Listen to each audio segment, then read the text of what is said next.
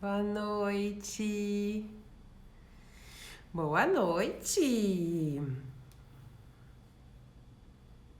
Como vocês estão? Faz 2 semanas que não nos vemos. Oi, mãe.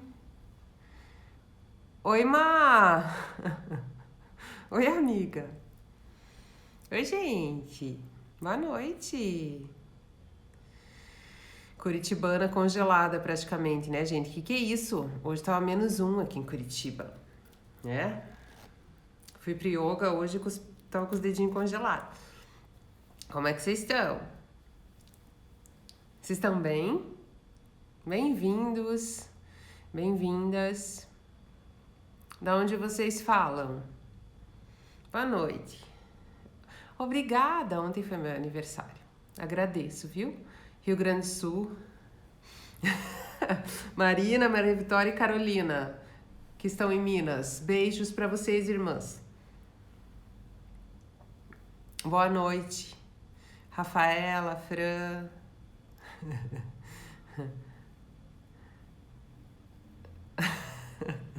Ô, gente, vocês estão vendo que as minhas amigas estão causando na live, né? Vocês estão vendo?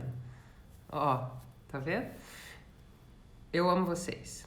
Rose, Aninha, Liane, Evolução Serim. Evolução Serim, é isso, né? Boa noite, Ana. Boa noite. Bem-vinda, gente. Nós temos um tema bem legal para falar hoje, certo? Evelyn, boa noite. Temos gente de tudo que é lado, como sempre, né? Sejam bem-vindos, bem-vindas. Obrigada, meu bem. Agradeço. Ó, o povo tá em Minas ali também, ó. Recife, Floripa. Ai, Floripa. Boa noite, gente. Boa noite, bem-vindos. Sentiram falta da live na semana passada? Eu tava de férias, né, na praia, bem no pé da areia, assim, com os meus filhos. Então a gente não teve a live, agora estamos de volta. Pará, Bahia. Boa noite, gente. Sejam muito bem-vindos todos. Tem pessoas que estão aqui pela primeira vez? Minas Gerais, Minas Gerais. Tem pessoas pela primeira vez? Sampa. Ah, tá rolando vinhozinho aí, que coisa boa. Boa noite, gente. Vão chegando. Niterói. Boa noite, Marina. Bahia. Alexa, boa noite. Lilian, boa noite. Ó, a Alexa veio pela primeira vez, a Sandra, a Paty pela primeira vez, Manuela pela primeira vez, muito bem-vinda. Semana passada não teve live, eu tava viajando. Bem-vindas todas vocês, quem tá chegando, quem sempre vem, é muito gostoso essa troca. E hoje a gente tem, assim, Chile, bem-vinda, Ali, bem-vinda. Oi, Fê. Bárbara, boa noite. Mabuco, boa noite, bem-vindo também. Esse tema é muito bom, né, gente? Rogério também, primeira vez. Oi, Luana. Boa noite, pessoas lindas. Terceira vez, espero que seja a terceira de muitas. Oi, Vivi. Boa noite, gente. Que bom que vocês gostam, que bom que se sentem acolhidos, que bom que aprendem, né? Então agora eu vou trazer o tema, tá? Já dei oi pra todo mundo, bem querida, bem fofa. Ah, que legal, pela Fer Ribas, que legal. E agora eu vou desativar um pouquinho os comentários, tá? Pra eu me concentrar na ideia. Obrigada. E aí eu já volto com vocês, pra vocês também poderem falar, tá bom? Vamos lá, então. Vamos lá, minha gente. Sobre aprender a pedir ajuda. Eu acho que é mais difícil hoje. O que eu vejo, né? Enquanto atendo tantas pessoas, enquanto observo os comportamentos, as pessoas que trazem as suas histórias para minha frente, né, que compartilham comigo o universo delas, né, que confiam no meu trabalho e me trazem as histórias, o que eu sinto? Que hoje, uma das dificuldades maiores, um dos maiores impasses é realmente se mostrar vulnerável e poder pedir ajuda, poder pedir um colo, falar assim, agora não tá dando pra mim, agora não tô dando conta. Porque isso foi passado pra nós de uma maneira muito distorcida como fraqueza, né? Como se a gente desmoronar às vezes, se a gente não está dando conta, a gente tem que parar um pouco para descansar, fosse um retrocesso, ou fosse um atestado de fraqueza, ou fosse algo que diminuísse o nosso valor, né, de certa maneira. Como se a gente fosse menos potente por às vezes precisar descansar, por às vezes precisar de uma ajuda, por às vezes não tá dando conta sozinho, né? Então, tem um texto meu que diz o seguinte, que num mundo de escudos, né, é muito mais importante aprender a fragilizar do que a ser forte, porque nós fazemos, né, nós temos uma armadura dessa fortaleza, né, para tentar levar tudo no osso do peito e, de certa maneira, usar como uma proteção isso de não lidar com aquilo que nos dói, com aquilo que nos vem. Então, meio que usamos subterfúgios para atropelar aquilo que a gente precisa sentir. E quando a gente sente as coisas, isso não quer dizer que a gente está se vitimizando ou que a gente está se enfraquecendo. É importante que a gente saiba elaborar os processos. Hoje mesmo eu abri uma caixinha de perguntas, né? E as pessoas... E uma pessoa me fez uma pergunta, ela me perguntou se eu já tinha superado o meu divórcio, né? E eu fiz questão de responder, eu podia ter falado, não vou falar isso da minha vida pessoal, mas vocês sabem que eu volta e meia trago questões minhas para poder elucidar de uma maneira mais humana as questões da psicologia, as questões dos trabalhos emocionais, as questões daquilo que eu trabalhei em mim e dos meus processos, para que vocês também possam ser inspirados de uma maneira mais verdadeira, né? Que vocês também podem conseguir vencer as questões de vocês, resolver as questões de vocês. E o que eu respondi naquela perguntinha, depois vocês podem ver nos stories, é que é uma questão de processo, né? Um divórcio é uma ruptura, certo? Que requer um recomeço, né? A perda de um ente querido, a mudança, de repente, assim, de uma pessoa que perdeu o emprego e estava há muito tempo. Questões de ruptura são sempre questões que necessitam de um embasamento emocional, de um acolhimento daquelas sensações. E o que eu disse ali é que, assim, que eu senti as coisas pouco a pouco no meu processo e que eu pude reformular questões minhas familiares como mulher, num novo lugar, então, né, numa outra dinâmica de vida. E é isso que eu quero trazer para vocês. O quanto que é importante a gente poder pegar um telefone e dizer que a gente precisa de ajuda. Quanto que é importante a gente poder contar com ajuda especializada de profissionais habilitados para nos dar esse respaldo. Quanto que é importante de um processo de terapia se está passando por uma questão de uma ruptura. Né? Está passando por uma questão de alguma questão sutil, alguma questão frágil, né? Nós temos fragilidades, é da nossa inerência. A gente não precisa se sentir diminuído por ter questões para resolver. A gente não precisa achar que isso faz de nós fraco, né? Muitas vezes a gente tem algumas crenças limitantes, como quais, assim, de que se eu falar sobre uma fraqueza minha, as pessoas vão usar isso contra mim. E eu quero dizer para vocês que, assim, quando a gente é amigo da gente mesmo, quando a gente faz contato aqui com os nossos processos e quando a gente acredita que aquilo que a gente sente é idôneo, é importante, merece ser resolvido, merece ser olhado, isso faz com que a gente tenha uma força em meio à fragilidade. E essa força faz com que a gente consiga falar daquilo que nos dói. E ao falar e compartilhar aquilo que nos dói, por si só já existe um processo de cura pela fala. Aquilo que me pesa os ombros, que eu guardo fechado, eu consegui verbalizar. Claro que vocês precisam escolher um bom contexto para levar as dores de vocês, né? Claro que há de existir uma peneira nisso. Claro que há de existir um lugar seguro para que tu possa fazer esse movimento de levar aquilo que é mais genuíno, mais puro, às vezes mais dolorido em você, né? Pedir ajuda em tempos de tanta maquiagem, né? Porque a gente vive a era digital das redes sociais. Veja, eu sei lá, com os meus 20 anos isso não existia, né? Tinha ali MSN, sei que era isso, não existia isso, né? Então, a gente vivia de uma outra maneira. Hoje, existe uma maquiagem muito grande nas redes sociais. Existem trabalhos maravilhosos, instrumentos maravilhosos, né? A gente sabe disso, mas existe esse outro lado, às vezes até de uma necessidade de maquiar mais e mais e mais, e de engolir mais e mais e mais, e de colocar filtro nas nossas emoções de um jeito que nos descaracteriza na nossa humanidade, né? Tá tudo bem não dar conta. Tá tudo bem pedir ajuda. Tá tudo bem precisar sentar para descansar, para continuar a caminhar. E isso que eu tô trazendo para vocês é muito diferente de um processo de vitimismo. Eu não estou falando para vocês de um processo de vitimismo, tá?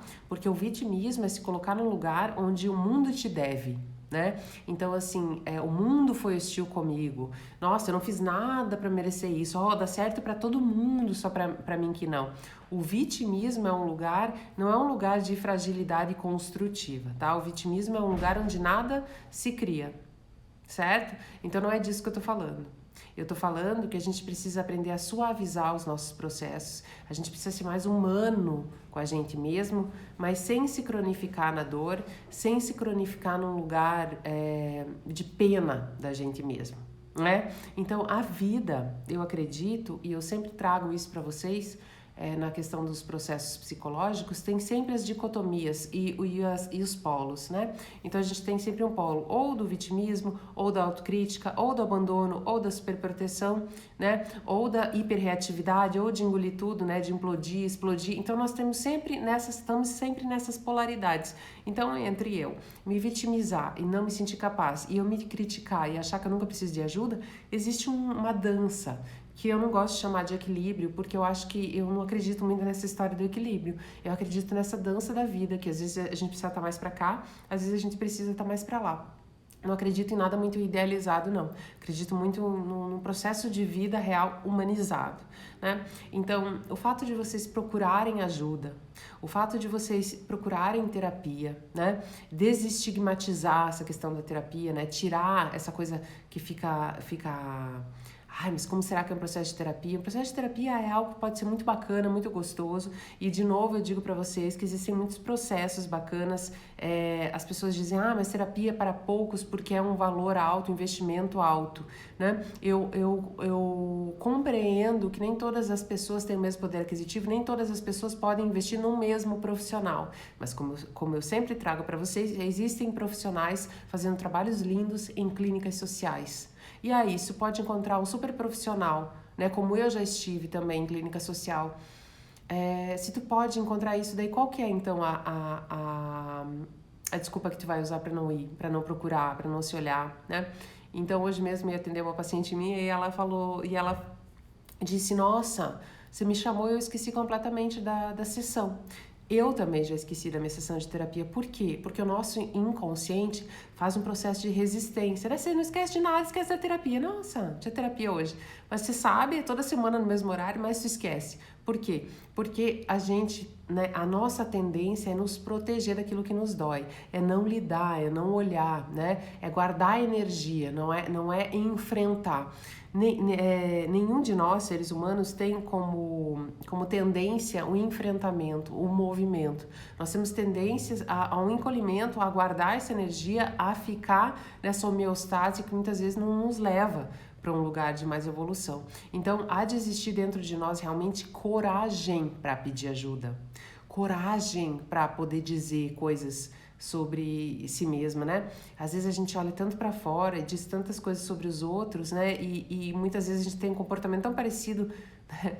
Maior parte das vezes, com aquele que a gente está julgando, que a gente não tem esse hábito de olhar em nós, e muitas vezes quando a gente está no processo medidor a gente acaba ficando arrogante por não conseguir assumir um choro, uma dor, né? Quantas e quantas pessoas têm dificuldade de chorar, de levar aquela coisa e sentir mesmo. Então existem os excessos, né? O excesso de álcool, o excesso da droga, o excesso do exercício físico, o excesso da balada, o excesso que é assim como fuga. Uma coisa é curtir, uma coisa é momentos de lazer e outra coisa é eu tentar escapar. O próprio sexo também como mecanismo de defesa, né? Eu tentar escapar daquilo que eu sinto. E assim, o que eu tenho para dizer para vocês é que esse escape, essa fuga daquilo que nos dói, só nos traz mais dor, porque é como se eu fosse acumulando em mim coisas que eu não olho. É como se eu fosse aumentando a minha prateleira de dores, né? Em algum momento, a hora que eu abrir esse armário dessas prateleiras, isso vai cair no meu colo, porque não existe jogar fora nos processos emocionais, né? Não existe... É engraçado, porque quando a gente tem uma questão física, uma dor física, uma gastrite, uma cefaleia, uma questão recorrente de saúde, a gente vai ao médico, consegue ver um exame, né? Consegue ou fazer uma biópsia, ou consegue ver um caroço, ou consegue ver algo palpável. Então a gente entende e acredita que aquilo realmente está acontecendo, né? Só que quando é uma questão emocional, fica no abstrato, fica no subjetivo. E isso faz com que a gente consiga disfarçar muito mais, né? Por isso eu me preocupo muito com essa coisa de atropelar os sentimentos. Como eu falei da questão do divórcio, de atropelar, né? Às vezes nem esperou a cama esfriar, já tem outra pessoa que é pra não lidar com a dor, né? Às vezes a gente tem tanto medo de quebrar no meio, de sentir as coisas, que a gente nem entra em contato com a nossa força, a gente está sempre interrompendo nosso processo de sentir, e isso faz com que somente lá a nossa prateleira de dores, faz com que a conta seja mandada de uma vez só e a gente tem que lidar com isso, porque uma hora vem, né? Essa é a lei da vida, assim, aquilo que nos cabe vai vir para nós. E eu vejo a vida como uma mãe disciplinadora muito compassiva, assim. Ela manda a mesma coisa pra gente 1 milhão de vezes até que a gente resolva olhar para aquilo para transformar. Então, a realidade da qual tu reclama é tu que cria mesmo, é tu que continua, né, sintonizando com relacionamentos ruins, com histórias de amizade, né, ou de relacionamento afetivo sexual, ou mesmo na família, e continua se colocando em situações, porque às vezes também tu disfarça que aquilo te magoa, né, tu não fala que te magoa, tu não dá o limite para si. Por exemplo, se eu tenho um relacionamento de amizade, um relacionamento afetivo sexual ou familiar que me machuca, que me desnutre, onde eu me sinto usada, onde eu me sinto descartável, mas eu me deixo ali, porque eu chamo isso de amor, eu tô me cronificando nesse lugar, né? Eu estou criando para mim novas conexões desse tipo, né? Porque aí é o tipo de relacionamento que eu aceito na minha vida. À medida que eu dou limite para mim mesmo, porque assim, a gente fala muito em dizer não para os outros e dar limite para os outros, mas a gente precisa aprender a dar limite para a gente mesmo. E dizer não para a gente mesmo, quando a gente quer fingir, quando a gente quer se comportar como se não tivesse acontecendo nada, quando a gente banaliza aquilo que a gente sente, quando a gente não pede ajuda, né? Então, eu concordo que o pedir ajuda tem que ser num lugar muito continente, um lugar acolhedor. E você me diz assim, Ana, mas eu não tenho esse lugar acolhedor. Primeiro, um processo de psicoterapia, gente, é um processo muito acolhedor. Eu digo assim, eu tenho amor pelos meus pacientes, né? Eu tenho amor por histórias que passaram na minha vida, um carinho. Tenho, às vezes, pessoas que me mandam mensagem anos depois, e são pessoas que eu lembro das histórias. Minha memória só funciona para isso, tá, gente? Porque o resto não funciona. Acho que gastei tudo aí, gasto tudo no consultório. E eu tenho amor, existe um processo, é um processo profissional de neutralidade, mas existe um amor, é um lugar acolhedor, né? Então, tu às vezes aí que tá com essa resistência de levar as suas coisas, muitas vezes existe uma solidão tão grande nisso, né? De não fazer parte, de não entender como é certa a nossa natureza gregária, né? Nós somos mamíferos, mamamos em alguém, precisamos de um colo. O bebê humano, se tu largar no berço, ele morre. Quantas e quantas crianças em situação de orfandade, em orfanatos, que assim, são poucas pessoas para muitos bebês, ficam com problemas de pele por falta de toque, de contato, porque nós precisamos do contato, né? Então assim, só que a gente pode escolher que tipo de contato. Porque tem muitos contatos que mais nos drenam e nos subtraem do que nos acolhem e nos fazem sentir nutridos. Então, eu compreendo que nós precisamos escolher para quem que nós vamos levar as nossas questões. Nós precisamos escolher um bom profissional para estar com a gente, e isso não tem a ver com valor, com preço ou das exceções, né? Isso eu acho que é uma coisa que a gente vai conquistando com o trabalho. Eu não acho caro, eu acho investimento. Mas se a tua condição financeira não é compatível com determinado profissional, tu vai procurar um. A tua vontade tem que ser maior para driblar esses mecanismos de defesa. Porque existem muitos mecanismos de defesa. Eu mesmo já falei para vocês que eu já esqueci da minha terapia em situações difíceis, em momentos difíceis. Eu esqueci para terapia. Por quê?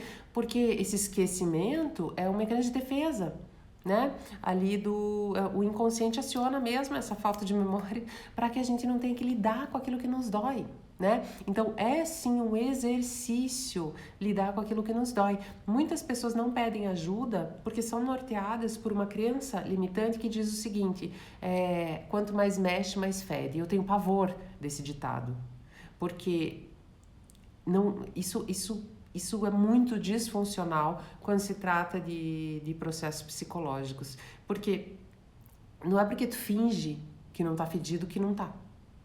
Então aí tu tá lá tapando o seu nariz para não sentir um fedor que ele já tá ali. E se tu quer limpeza, né, tu vai ter que lidar com o fedor.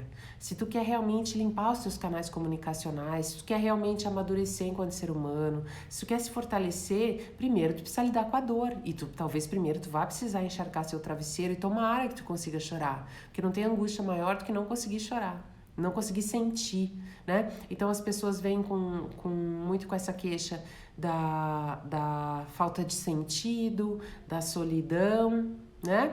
E isso tudo vem num lugar de desconexão. Por que eu me sinto, às vezes, a pessoa fala, eu sinto um vazio, um negócio ruim, eu sinto um negócio aqui, não sei explicar, uma angústia. Às vezes a pessoa fala que é aqui, né? Ou aqui no peito. Aqui temos muito de ansiedade, de angústia.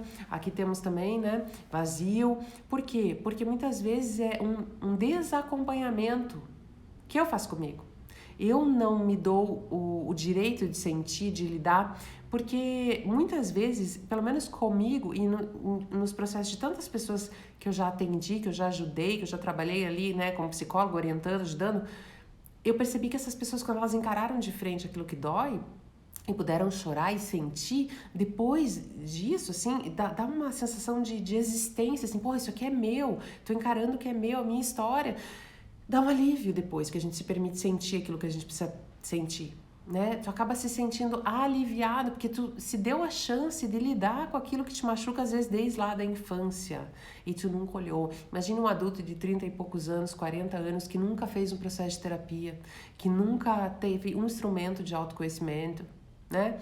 Então, essa pessoa, ela tá totalmente vendada, né? Então, assim, provavelmente ela esteja olhando os outros e dizendo que os outros deveriam se comportar de outra forma, ou sendo muito autocrítica, ou sendo vitimista, porque ela não tem noção daquilo que mora dentro dela, né? Então, daí, assim, são pessoas que de repente têm sucesso profissional, mas aí tu vê que é uma máquina de trabalhar, a pessoa só fica naquilo, ou de repente não consegue ter um sucesso profissional, né? E não consegue alcançar porque não entende o porquê daqueles nós. Então tem um monte de nó e fica com aquele sentimento de solidão, aquele sentimento de vazio.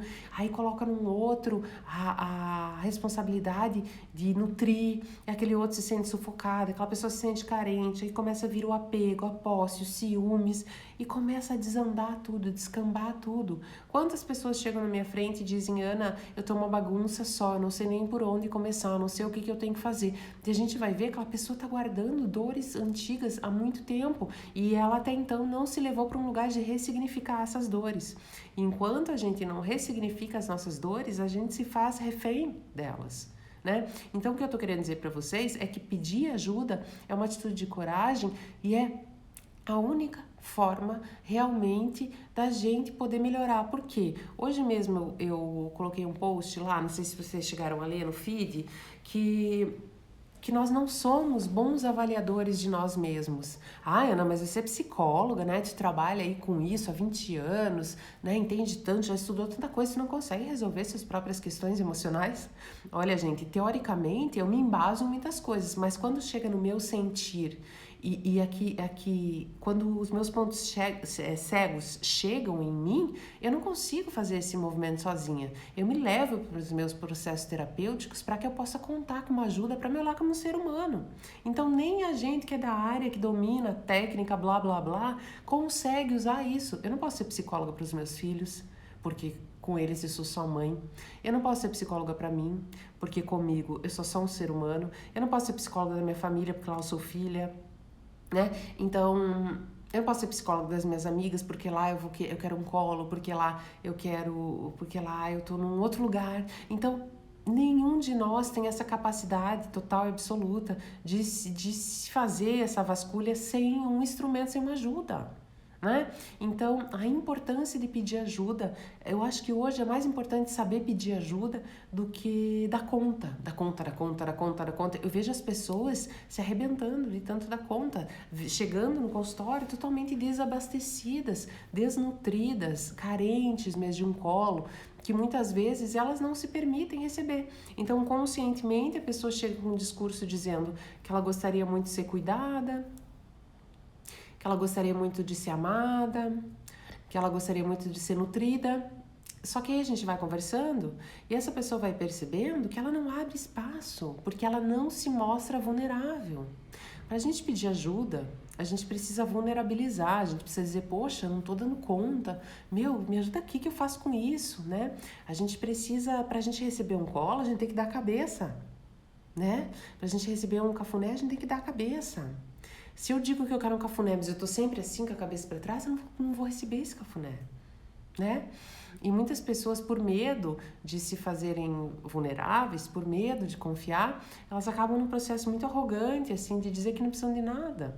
E aí, no fim do dia, tem aquela dor, tem aquele vazio, tem aquela coisa assim que a pessoa fala, eu não sei, parece que tá tudo bem, mas eu não sinto que tá tudo bem, né? Eu sinto um vazio interno, não consigo nomear isso, né? Então as pessoas acabam falando dessa forma porque elas não sabem dar nome ainda para os processos delas, porque elas não se levaram para um lugar de se olhar, de se cuidar, com amorosidade, como muitas vezes fazem com as pessoas que amam, né?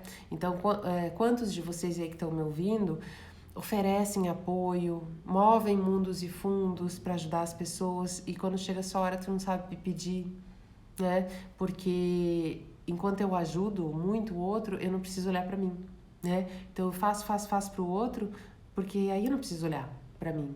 Eu não preciso lidar com as minhas questões. É aquela pessoa, aquela salvadora, né? Aquela pessoa que ela tá sempre querendo consertar os outros. Ela tá sempre querendo arrumar alguma coisa em alguém, ela sempre tá identificando o problema das pessoas antes das próprias pessoas, para que ela possa ser útil, para que ela possa se distrair num mecanismo inconsciente, para que ela possa se distrair do processo dela e não precise olhar para o que realmente dói nela, né? Então ela fica isenta de se trabalhar, isenta de sentir isso que o autoconhecimento nos traz, assim, que o autoconhecimento, ele não precisa ser horrível, ele não precisa ser pesado, mas ele sempre é profundo e complexo, né? É sempre muito necessário que haja um encorajamento, né? Que a gente tenha que a gente se ponha naquela situação e que a gente invista naquilo como uma questão de valorizar o emocional, tanto quanto a gente valoriza o físico, o profissional, né? Eu acho que assim, eu dedico o meu trabalho a falar da importância da resolução emocional, da importância de pedir ajuda, porque é assim que a gente vai ter um mundo melhor, né? É assim que a gente vai ter um mundo mais justo, pessoas mais resolvidas, pessoas mais com mais conhecimento dos seus mecanismos internos, pessoas mais saudáveis emocionalmente, certo? Então, eu queria até dizer para vocês que Rupturas e Recomeço está de volta, tá? E que vocês que têm interesse em participar, me mandem direct, que já tá rolando aí, temos vagas limitadas, tá bom? Vai ser um processo bem bonito mesmo, de como eu falei, da questão do divórcio, da perda de um ente querido, ou de um trabalho, ou qualquer coisa que seja, vocês poderem se restabelecer de uma maneira que faça a diferença na vida de vocês, né? Que vocês possam estar achando graça em investir em questões de autoconhecimento mesmo, porque o emocional, por ser muito abstrato, por a gente não poder palpar, por a gente não poder pegar, às vezes fica esquecido. Só que se tu não tem um emocional bem resolvido, o resto todo é decorrente disso, de como eu me sinto comigo, do tanto que eu me conheço, do tanto que eu me estimo, do quanto que eu me dou limite, do quanto que eu entendo dos meus caminhos. Se eu entendo pouco sobre os meus caminhos, ou quase nada sobre os meus caminhos, se eu ainda estou num olhar para o outro, de achar que o outro me deve, que o outro tem que me trazer, que o outro tem que me nutrir, eu vou estar sempre angustiada, eu vou estar sempre me sentindo vazio, vou estar sempre sem sentido, porque eu não sei o que me dá para mudar esse meu sentimento. E enquanto eu não souber o que me dá, eu não vou estar sendo adulto. Eu não vou estar sendo uma pessoa realmente resolvida. Não vou estar em vias de me resolver. E quando eu digo resolvida, gente, não idealizem.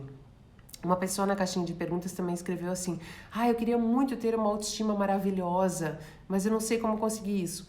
Só o fato de tu desejar uma autoestima maravilhosa, já não parece um negócio utópico?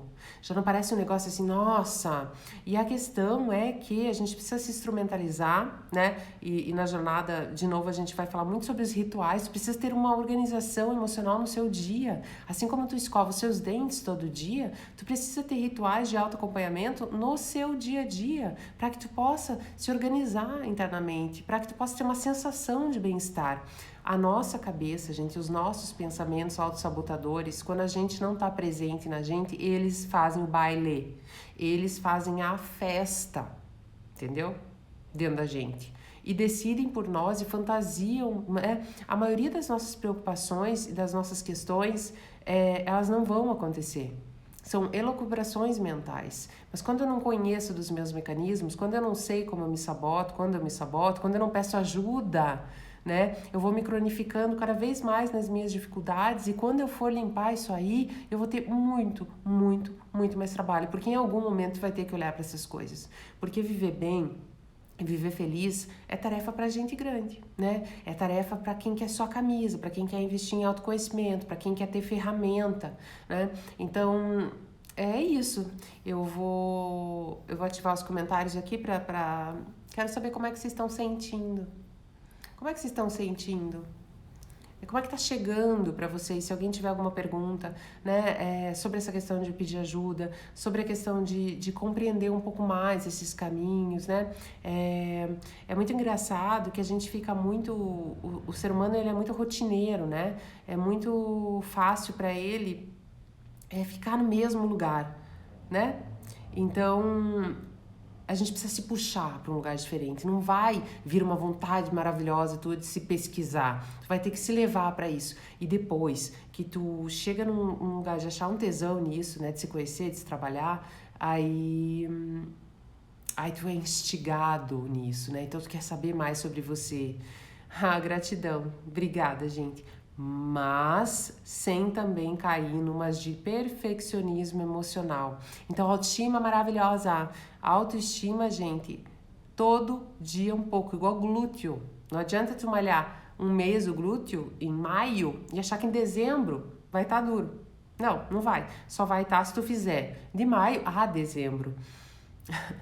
Autoestima, autoconhecimento é um processo. Não adianta tu fazer uma vez na vida e largar, porque não vai te dar resultado. É um processo, né? Então, eu tô vendo minhas pacientinhas aqui, ó, e que estão nesse processo. Meninas, digam se não vale a pena, né? Ter que ouvir umas coisas, ter que, né? Psicólogo, gente, não dá conselho. Se vocês forem psicólogo que dá conselho, você sai correndo, tá? Psicólogo não tem que dar opinião.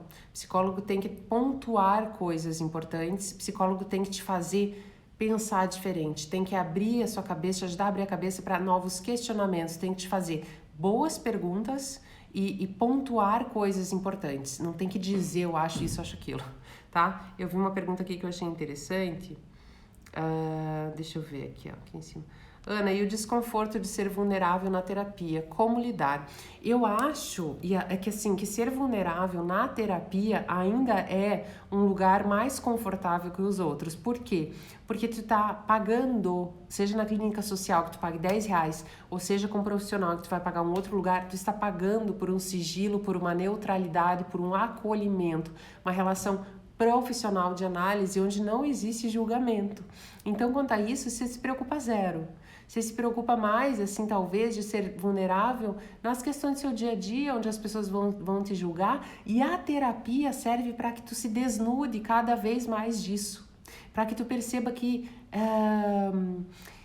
não existe esse lugar de a gente poder julgar alguém, porque, assim, são tantos caminhos, e são tantas dores, e são tantos acontecimentos, e nós somos tão diferentes uns dos outros, que não existe como ter um certo e errado, né? Então, e aí quando tu começa a se acolher, quando tu começa a pedir ajuda, quando tu começa a se levar para um lugar de mais amparo emocional, tu começa a dar isso mais também, né? Quando eu aprendo a dizer não, agora eu não quero, agora eu não vou, agora eu não posso, agora eu preciso de ajuda, agora sou eu, né? Quando eu aprendo a fazer isso, eu me desobrigo. Quando eu me desobrigo, quando eu for me doar, vou me doar com amor, né? Porque a gente aprende a lá ter que ser reconhecido desde criança, então a gente faz as coisas por obrigação, ajuda por obrigação, vai num lugar por obrigação, convida por obrigação, e isso que traz o quê? Um ressentimento em nós. Então eu sou mais irritada, eu tenho mais raiva, eu tenho mais angústia, mais sentimento de vazio. Por quê? Porque eu não estou me acompanhando, né? Então o primeiro grande acompanhamento é dizer assim, opa, por que é que eu tô fazendo com isso? Por que é que eu tô me chicoteando tanto e não me dou o direito de ser acolhida? Não me dou o direito de pedir ajuda? Não me dou o direito de vulnerabilizar? O que eu tô querendo provar é pra quem, né? Se eu tenho alguma dica de clínica social, depende do lugar onde tu tá, meu bem. Aqui de Curitiba eu tenho, tá? Aqui de Curitiba tu pode me pedir que eu tenho. Mesmo me colocando vulnerável, me sinto julgada e aí me fecho. Veja, gente, vamos combinar um negócio aqui, vamos falar um pouquinho sobre julgamento. Tá, pedir ajuda implica em ser julgado, né? Porque a pessoa vai falar, poxa, por isso que você tem que pedir ajuda também num lugar bem acolhedor. Na terapia não existe julgamento. Se tu tá numa terapia onde existe julgamento, já sai correndo também, tá? Já sai correndo, não volta nunca mais. Porque não existe um lugar de julgamento na psicoterapia, tá? Então, assim, julgada a gente sempre vai ser. Eu, por exemplo, com o meu trabalho, eu não tenho a pretensão de ser unanimidade. Eu tenho pretensão de trazer as coisas e que as coisas façam sentido para quem se sentir identificado com a minha linguagem, com as coisas que eu trago, com o meu jeito de trabalhar, né? Então, a ideia da gente querer ser unanimidade, da gente querer ser gostado por todos, nos impede de pedir ajuda. A ideia de eu querer passar uma imagem de Mulher Maravilha, a ideia de eu querer passar uma imagem de perfeição, a ideia de aquela pessoa resoluta, que não precisa de nada, me faz me sustentar numa miserabilidade emocional que eu finjo de plenitude, né? Então, gente, o julgamento sempre vai existir, né? Já foi em casamento, gente? Pensa festa de casamento.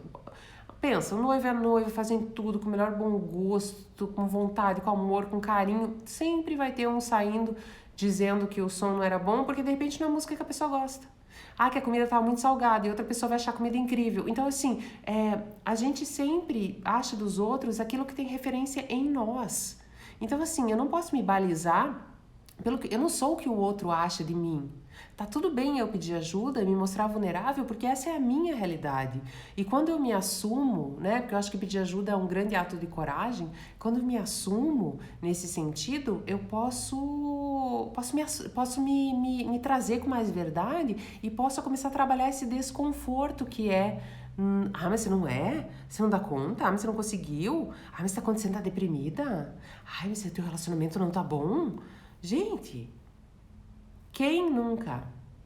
Atire a primeira pedra, quem nunca lidou com questões de ser humano, com o fim de um relacionamento, com a perda de um ente querido, com a perda de um emprego, com rupturas e recomeços, que é a nossa jornada. Rupturas e recomeços, né? Esse é o básico de todo ser humano e é o que eu percebo nas queixas no consultório que mais chega. Vazio, sentimento de solidão, falta de sentido e ansiedade. É o que eu mais recebo, né? É a temática da jornada, inclusive. Por que tu tem essa necessidade de parecer algo que tu não é, né?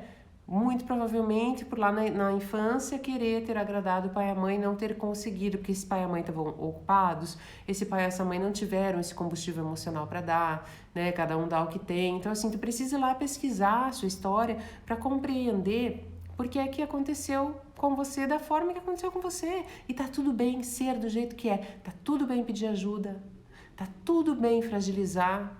Se tem uma pessoa que nunca fragiliza, eu desconfio dessa pessoa tanto quanto daquela que tá sempre fofa.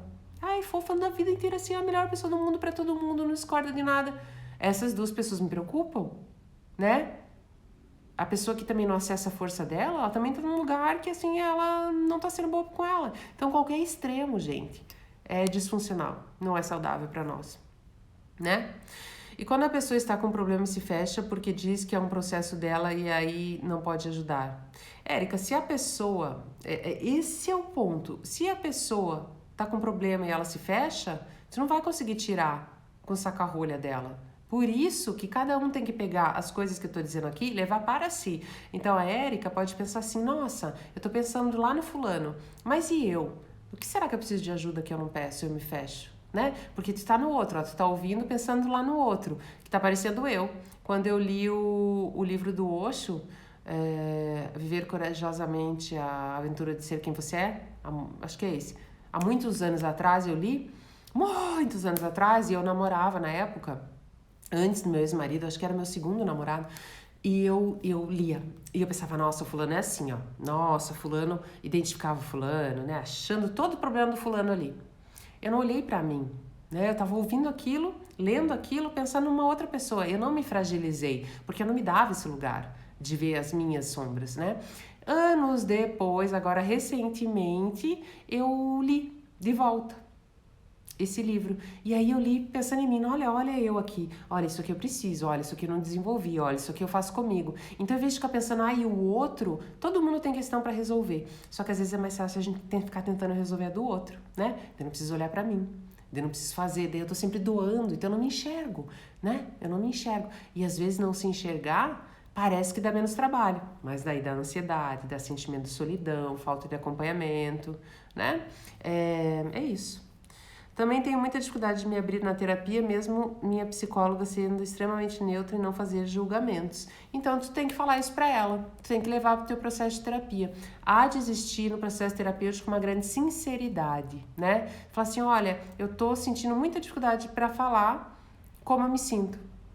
Tu tem que levar no seu processo de terapia a sua dificuldade de vulnerabilizar, né? A gente tem que aprender a ser mais honesto. Você está pagando uma terapia, né? Então é justo contigo que tu leve lá a tua dificuldade e fale, poxa, por que será que eu me sinto assim? Como é que a gente pode trabalhar isso, né? O livro que eu li é Vivendo Perigosamente, a Coragem de Ser Você. E, gente, eu não sei vocês, quem já leu o meu e-book, o e-book 1 e o e-book 2 estão no link da minha bio, tá? A jornada ainda não tá, gente, porque, assim, a gente ainda não soltou. Mas para vocês que querem, né, fazer parte, me mandem direct para eu poder mandar o link para vocês, porque ele ainda não tá solto, tá? Então, é isso, porque eu quero que seja um grupo mais coeso para poder trabalhar muito bem, tá? E os e-books 1 e 2, eu acho super interessante que vocês leiam. O que tem nesses e-books? Por que eu falo para vocês sobre essa questão de pedir ajuda? Eu sempre tive muita dificuldade de pedir ajuda, né? Eu fui criada para dar conta. Eu fui criada para ser forte. Eu fui criada para ser guerreira, o que é muito bom por um lado, mas eu não posso ter só essa faceta. E com a minha maturidade, com as questões da vida, né, com os rala-ostra ali, eu fui aprendendo a vulnerabilizar e perceber que eu não preciso dar conta, que eu não preciso sustentar, porque senão, se a gente também dá conta de tudo, sustenta tudo, a gente se torna uma pessoa inacessível, né? Não tem como chegar na gente, né? Eu sentia essas coisas de vazio e tudo, e eu não sabia como lidar, né? Então, eu aprendi a lidar através do meu processo de autoconhecimento. Peçam ajuda, isso é que o Bruno tá falando, tá? E os e-books tratam exatamente disso. Hoje teve um paciente meu, ele é um livro para mulher, mas ele é um livro que todos os homens sensíveis também podem acessar e ler.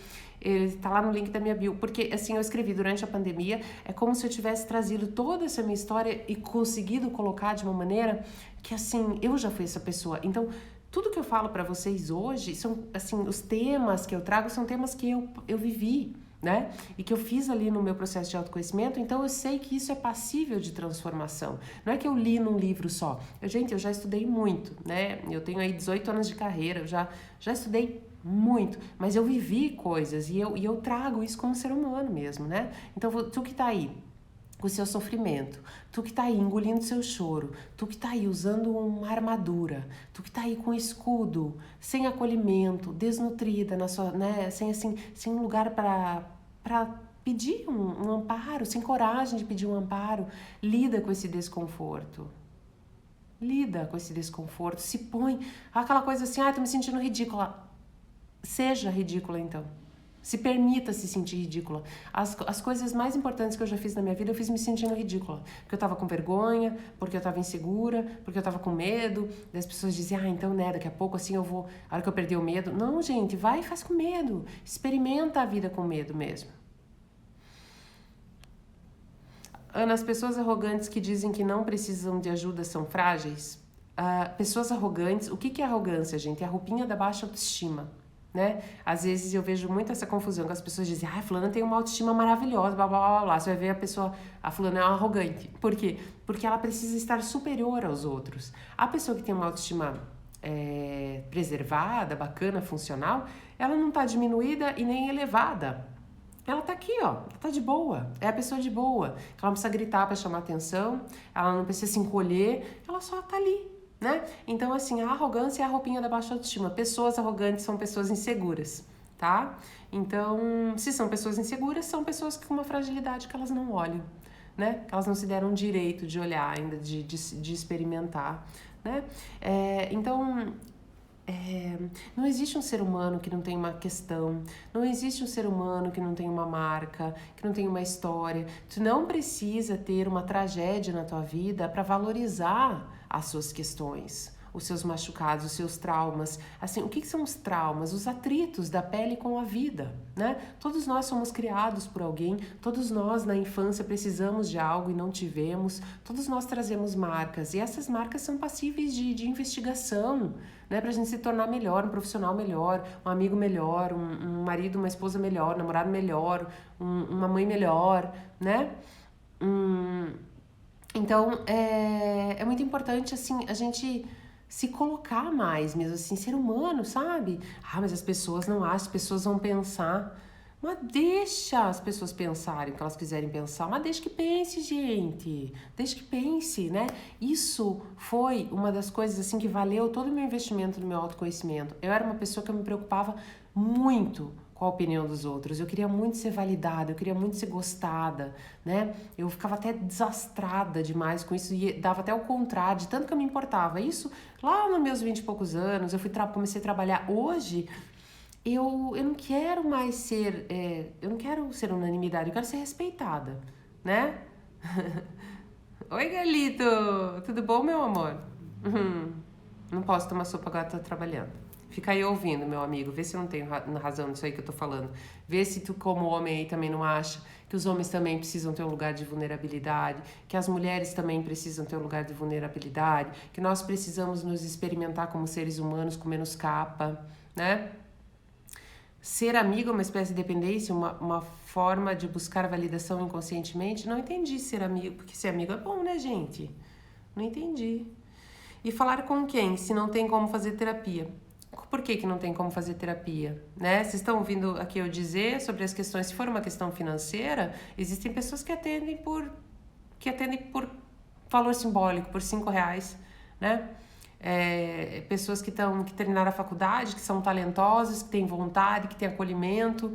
Então, não existe isso, assim, de não poder fazer terapia. Talvez tu não possa fazer terapia com um profissional X, mas existe a possibilidade de tu fazer terapia. Eu conheço pessoas que fazem terapia em clínica social. Eu mesma já trabalhei, já atendi pessoas em clínica social e até hoje algumas dessas pessoas falam comigo, me mandam ali, me acham no Instagram e dizem, pô, Ana, que legal o trabalho que a gente fez junto, que legal. E eu nem sabia se eu estava fazendo bem feito, né? Eu estava fazendo com o coração, mas eu ficava insegura porque eu estava começando.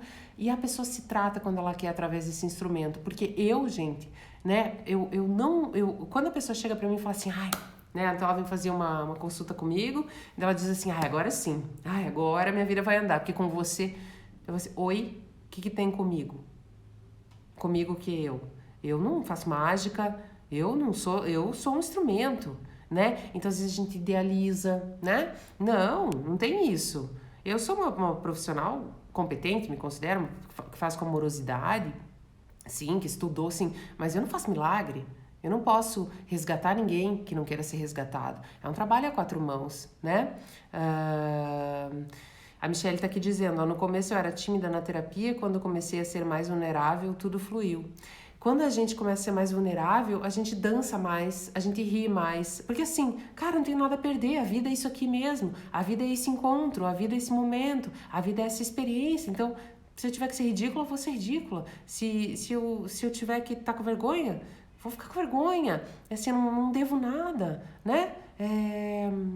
Eu não tenho que provar nada, eu não tenho que agradar o quê, pra quem, porque eu não sei o que aquela pessoa passou na história dela, na vida dela, como é que eu vou saber como que ela vai ser agradada? Às vezes eu tô fazendo o meu melhor, aquela pessoa ainda não acha que é o melhor, então eu tenho que fazer diante das minhas convicções internas, daquilo que eu entendi sobre mim, daquilo que eu conheci sobre mim, eu tenho que me experimentar nesse lugar de mais confiança, né? E assim, dá conta de tudo? Não. Ana, você é psicóloga, trabalha no Instagram, fala disso o tempo inteiro, faz terapia? Faz terapia. Faz terapia. Tenho questões? Tenho questões. Consegui resolver muitas questões antigas, sim, de tanto, como é que é? Água mole, pedra dura, tanto bate até que fura. De tanto olhar, cara, suando meu bigode. Suei, bigode. Algumas questões eu vejo assim, falo, gente, até que enfim, Senhor, aleluia. Porque, poxa, né, mãe? Não é? As questões que eu tinha com a minha mãe, né, mãe? Como a gente se bateu com as nossas questões, como foi um processo, cara. Né? E agora assim, né? Conseguimos reverter tal. Mas eu tenho novas questões, eu sou mãe, meus filhos estão crescendo, tenho as questões profissionais, tem as questões de pessoas que vão surgindo na vida, desafios. Quem espera que não ter desafios na vida, se a vida é o próprio rala-ostra? O que nós estamos idealizando que em algum momento, não, vamos só ficar curtindo? Não vamos na praia ali, Não, é um momento, mas vai ter um momento de relação, vai ter um momento de curtição, vai ter um momento de relação. E quando a gente assume que às vezes a gente vai chorar até encharcar o travesseiro, que a gente vai ficar em posição fetal, mas que amanhã a gente vai amanhecer um pouquinho melhor, as coisas fluem, né?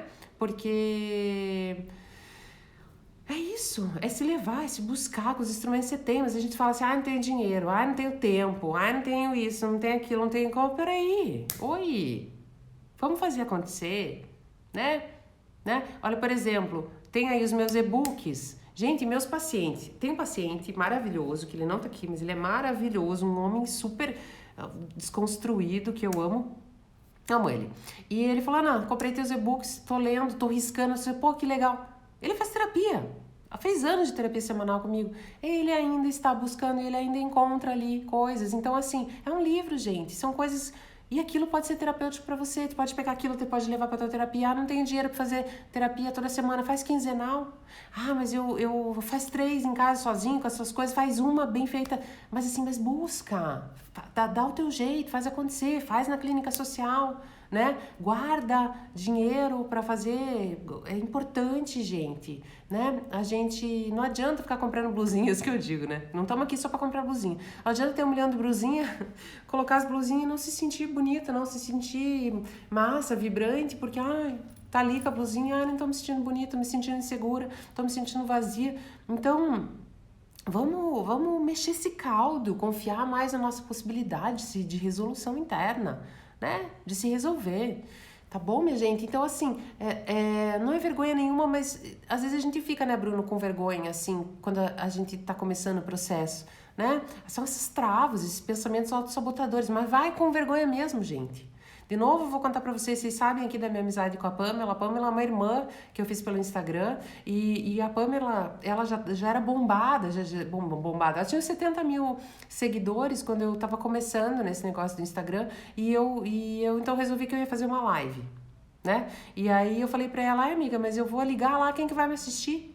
Vai a minha mãe me assistir? Sei lá, só mais sei lá, tô com vergonha, quem que quer me ouvir, né? E aí eu fiz a tal da live, tinha, sei lá, 2 pessoas, 3. E ela me incentivou, ela falou assim, amiga, se uma pessoa assistir e aquela uma pessoa levar uma semente da tua fala, tua live já valeu. Só que eu me senti ridícula, eu confesso pra vocês. Eu me senti assim, daí as pessoas, eu tinha um Instagram super pequenininho, que era fechado, antes são as pessoas que me conheciam, pensando, tá lá se achando blogueira. Eu fiquei com pensamentos autossabotadores, eu fiquei com vergonha. Eu fiquei, eu vi um tempo depois, ficava mexendo no cabelo, toda nervosa, assim. Porque, sabe, eu tava com vergonha, gente. E eu tenho vergonha de coisas ainda. Eu tenho. sei lá, eu lido, e eu tenho medo, e eu lido, e eu vou indo, e às vezes eu penso, puxa, mandei mal, porque às vezes eu penso também, mas eu faço, porque eu já entendi que eu não posso me, me entregar para essas coisas, entendeu? É coisa de ser humano, né? Olha a Luana dizendo, te acompanho desde a época que você fazia vídeos no YouTube falando baixinho. Gente, não dava pra ouvir. Se vocês forem rolar meu YouTube lá pra baixo, vocês vão perceber isso que eu tô falando pra vocês. E eu fiz questão de deixar lá essas coisas. Porque era meu momento. Eu falava super baixinho, tinha uma galera que escrevia assim... Nossa, não dá pra ouvir nada. Daí eu queria morrer, né? O pessoal vai, não dá pra ouvir nada, meu Deus, por que eu fui falar? Tá uma porcaria. Porque eu sou perfeccionista, gosto de fazer as coisas bem feitas. Tenho suavizado muito, mas ainda sou. Mas isso aqui que vocês veem hoje, com essa eloquência, com essa tranquilidade, com esse prazer de estar aqui com vocês, gente, eu batalhei. Eu fiquei lá me sentindo jacuzona do mato lá. Mas eu falei, é isso. Se eu não tivesse falado, eu não tava aqui agora. Se eu não tivesse lá ficado toda mexendo no cabelo e falando, eu não tava aqui agora. Né? E quantas pessoas iam deixar de ser ajudadas? E quanto eu não ia ter caminhado no meu processo? Então, por favor, experimentem fragilizar, experimentem pedir ajuda. Como eu pedi ajuda pra Pan? Eu falei, Pan, tô com vergonha, amiga, tô me sentindo ridícula, quem que vai querer me ouvir? Nunca falei nada, ela ligar e falar, oi, tem uma coisa pra vocês. E eu fiz, né? Então é isso, gente, é humano, vamos ser humanos, tá? Então é isso por hoje, obrigada pela companhia. Eu senti falta na terça passada, eu adoro estar aqui com vocês, me faz muito bem. Eu adoro poder compartilhar, eu adoro poder... Porque assim, eu já me senti como vocês, que não tem... Já tive nenhum autoconhecimento, né? Eu comecei meu processo de autoconhecimento quando eu comecei a faculdade, porque diziam que psicólogo tinha que fazer terapia. Daí eu pensei, mas eu nem tenho coisa pra resolver, tá tudo bem na minha família, tá tudo bem. Daí eu pensei, mas vou fazer. Quando eu abri minha latinha, minha gente, aí eu vou contar pra vocês. Aí eu vi, né, tudo que eu tinha, das coisas que eu tinha pra resolver. Mas tá tudo certo. Então, cada um de vocês que hoje se sente tão perdidinho, se sente desamparado, tem jeito, tem forma, tem possibilidade. Não desistam, né? Continuem, busquem, tá? E então é isso. Adquira o e-book, o link tá na minha bio. E quem tiver interesse em fazer essa jornada, a primeira foi muito rica, muito maravilhosa, muito transformadora. Quem tiver, me manda direct, tá bom? Oh, meus amores, muito obrigada, viu? Ah, que lindos. Muito obrigada, tá bom? Fiquem com Deus, boa noite. E até todo dia no Instagram e até terça-feira que vem na live. Venham, convidem os amigos. Aqui nós temos uma comunidade mesmo de pessoas que querem se olhar, querem se transformar, que querem se perceber mais, ser mais honestos consigo mesmos, tá bom? Obrigada. A segunda parte do e-book já saiu, meu bem. Já tá lá no link da minha bio. Tá bom? Eu agradeço de coração. Obrigada. Boa noite.